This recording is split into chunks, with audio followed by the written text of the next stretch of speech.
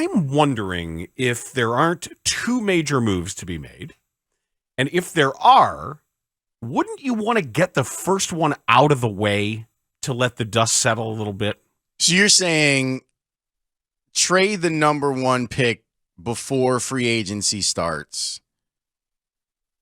Then you'll have a better idea of what it is that you have to work with inside of this draft and drafts beyond this year. Especially if you don't go too far down and anticipate that there could be even more while the iron's still hot. All right, let's stop talking in vagaries, Dan. Let's work the problem.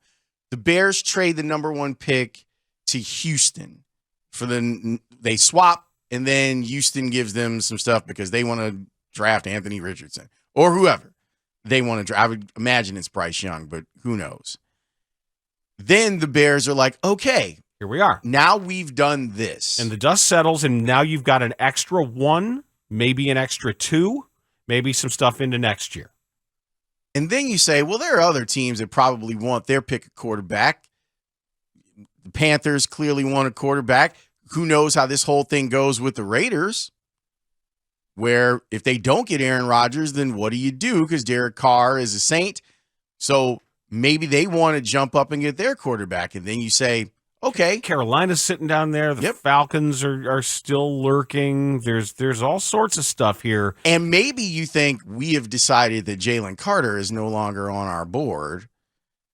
So we're just going to just say, all right, screw it. Or let's continue to work the problem. Maybe if you make the trade with Houston, you say, we got what we needed and we're going to take Will Anderson. We got a bevy of picks from Houston to move from 2 to 1, although ordinarily moving that one spot, unless you're Ryan Pace, you don't get a bunch of stuff to move that one spot. But maybe you've decided, let's not play around. If we think that Will Anderson is the blue chip defensive player and we don't trust Jalen Carter's availability or decision-making, trade down one spot, get what you need from the Texans. And then get Chris Ballard on the phone. If you don't want to take Will Anderson. And you get Chris Ballard on the phone and say... But wait, get Chris Ballard on the phone first before you decide how you were going to value Anderson. And you know what you tell him? You lie to him because it's lying season. Chris, we got a lot of interest going on from, I'm not going to say the teams, but lower than your position. And, I know that you scouted all of these quarterbacks. We've sat down and talked with them too. If there's one that you really, really want, perhaps we should talk. And that way you could sit in this number 2 spot and know that you'll get at least at worst, your second choice at quarterback instead of maybe your third or fourth. Well, choice. Let's listen to what's being said elsewhere, because part of the reason why I'm thinking this is because of the uptick in chatter that we're getting from and around the perimeter here. This was Rich Eisen on what he's hearing about Ryan Poles and his intentions regarding that top pick. The Bears are already long down the road of trading the first overall pick. Teams have been identified. Compensation is being hammered out. Wow. Yeah. And sure enough, I saw Ryan Poles say today, I believe in Peter King's Football Morning in America column, if I'm not mistaken, saying that, hey, teams kind of want to know maybe before free agency begins if they have a draft pick high enough to take a kid. And if a team wants that quarterback certainty this early in the process, they're going to have to pay for it. Man, Poles is playing this thing like a virtuoso so far as I'm concerned. So I hear the Bears are already long down the road in trading this first-round draft choice. Long down the road. I'm not surprised that Rich Eisen would hear that because Ryan Poles has been being interviewed all over the place. Correct. And Ryan Poles is doing exactly, in my opinion, what needs to be done if you want to play poker. If you want to pit teams against each other. We're probably helping him do it right now. It's a line that I put in my column for the Sun-Times tomorrow, that by writing the column, I'm helping further his agenda. At least we're aware enough to know that we're the conduit for lying season. Yeah, and I'm not sure that other people do, or if they relish the opportunity, because clearly a guy like Rich Eisen, with his bona fides, is being the first voice on NFL Network. Yeah, if he's out here saying it, it feels validated. If Peter King is, I sat down with Ryan Poles for 50 minutes to talk about all this stuff. Yeah, I didn't just brush by him in a hallway. Right. This wasn't a drive-by. Like, every now and again, like to give people an idea of what we're talking about. Let's say Dan and I are working at the Combine, and I know Chris Ballard from when he was here. And hey, Chris, can I get a minute? Like, in a hallway. And I'm like, I just want to ask you a couple questions.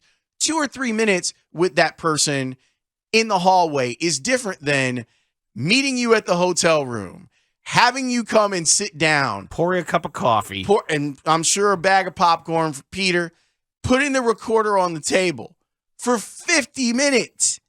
Like, this is a well orchestrated plan of attack by Poles to use one of the things at his disposal, the media, in a time when content is king, where especially NFL stuff. And also a time on the sports calendar. That's what I'm saying. Yeah, where you know you're filling a vacuum. Yes. Content is king. And anything that is connected with the NFL rates. And now you're talking about market 3 and probably football market 2 having the number 1 pick, and their general manager is everywhere. He's out here. He's talking to the national people. Even his press conference last week, where he's talking with the assembled media at the Combine. It's like, yeah, I totally, we're aware of that report that Adam Schefter put out. I bet you are. I think you're extremely aware of it. I bet you are aware of that report that Adam Schefter put out. Just like you're aware that Peter King, it was the lead item. Think about that. It's the headline. The lead item and headline for Peter King's Football Morning in America column.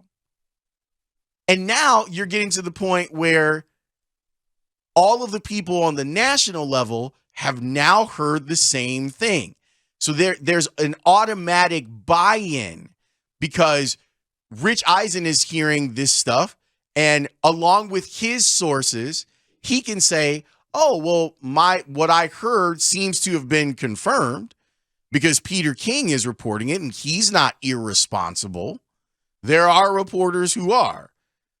But now all of these, because Trey Wingo's, everyone gets to be like, oh, well, I guess this is happening because Rich Eisen reported it and Peter King reported it. And it's well done by Ryan Poles. It's well done of him being like, well, I mean, look, we kind of know what we want. And I've already had teams offer me this, and this. So if you're the Carolina Panthers, or if you're the Houston Texans, or if you're the Indianapolis Colts, where Chris Ballard is running around here like, we'll draft who we want it for. We'll maybe. We're going to find a guy and get that guy, and we're tired of Band-Aids. Although we're not certain that was him. But that was one general manager. But even offering that. Right, he said while surrounded by discarded Band-Aids.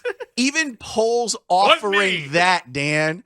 Like him throwing out there so that we could be like, yeah, that's probably Chris Ballard and the Indianapolis Colts because they're the team that's been doing the Band-Aid thing at the quarterback spot. So here is Brad Biggs. His name is Brad Biggs. Mully and Haugh asked him why it would benefit the Bears if they hurry up and trade that number 1 pick. I think it's probably because in a perfect world, they'd have a trade agreed to before next Wednesday, before the start of free agency, in order to kind of help guide them even just a little bit in free agency, knowing, okay, we've got these picks in return. Here's where we are in round 1 now. Here's sort of a snapshot of what positions, what group of players we might be looking at and then you go at free agency that way. They're not going to get 2 future first-round draft picks in exchange for trading this pick if they make a move with Houston at number 2.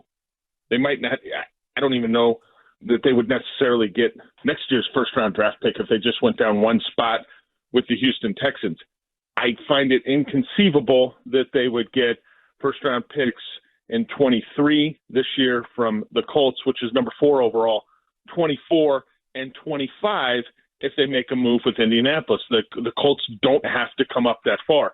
So if he's confident that he is going to get 3 first-round draft picks, then he's trading with a team definitely below Houston and Indianapolis, in my opinion. We'll have to see what shakes out. Maybe that's a move at 9 with Carolina. I would guess that they would want to stay in the top 10, but clearly I think most of the smoke here is emanating from Haugh, and they're trying to create a sense of urgency for potential buyers to have something done a little bit sooner than you usually see these draft pick trades made. Brad Biggs talks football with you. So there's nothing wrong with Brad's reporting, and I agree with him on the surface about teams that are closer to your pick not having to give up as much to get that pick. We're talking about Houston or Indianapolis. But if Poles is successful of playing them against each other, you might have to give up what you would ordinarily give up, more than what you would ordinarily give up, because you don't want the team in your division to get the quarterback that you covet. If Poles can create a market, the distance between the draft picks won't matter as much, because it's not just the Bears and the Texans having a conversation. It's the Bears being like, well, okay, thank you. I mean, we do have other people who are interested in the number 1 pick. We'll get back to you on that.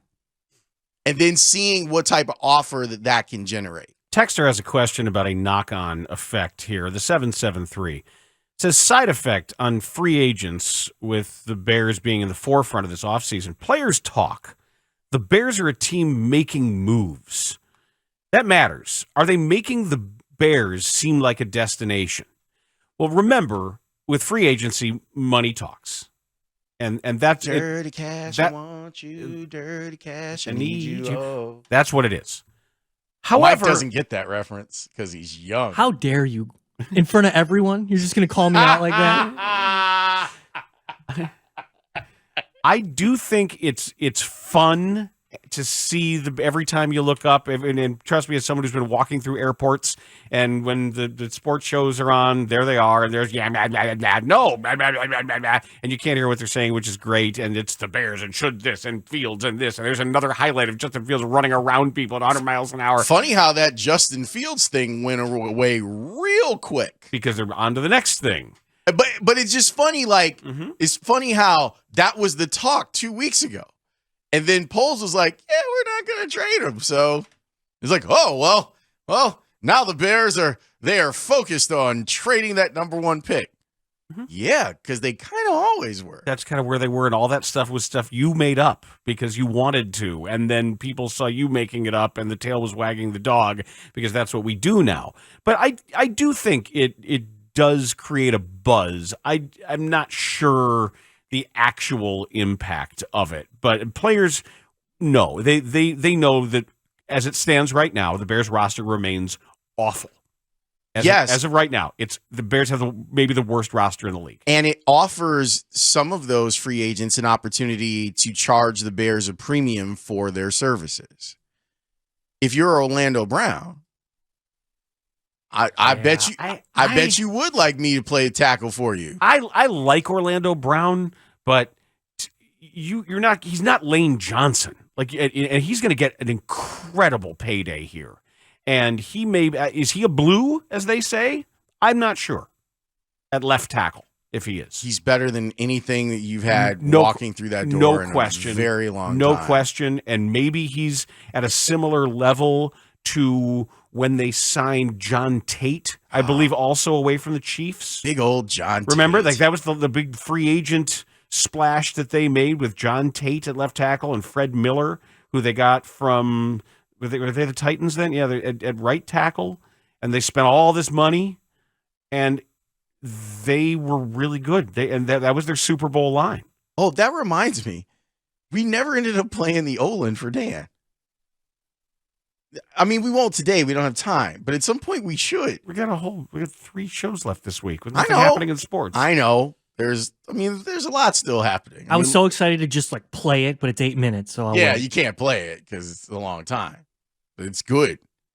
It's really good. But yeah, I look at what Poles is doing and I'm impressed.